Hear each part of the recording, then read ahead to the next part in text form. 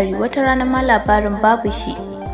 Ina cikin damuwa da takaicin abin da ke damuna na abin haushi.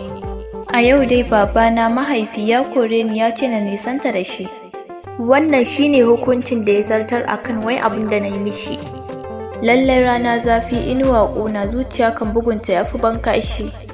Na bar gida a yau na doshi inda ban sani ba, duk jikina ya yi laushi.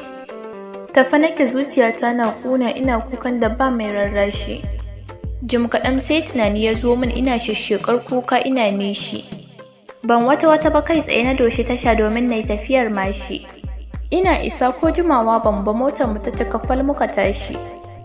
Muna akan hanyar mu ta tafiya kwatsam muka yi kicibus da 'yan fashi. Nan suka kwace komai namu, muka tsira da rai da lafiya, ba wanda muka yi rashi. Lallai duniya makaranta ce a yadda ta kasance min a wani sashi. Tunani baya karewa, a haka har muka isa fuskar tawa ba armashi. Lallai garin da ake kira da sitin ne sai dai akwai su da kishi.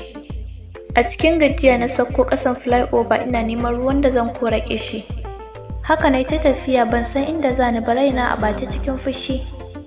A haka har na isa bakin wata jami'a da aka rubuta mata ABU Zaria da karsashi. Opposite makarantar nan na zauna kusa da wani shago inda ake yin kunshi. A nan wata mata kusa da shagon ta fara min maganar da zan laburta a gaba har na yi tishi.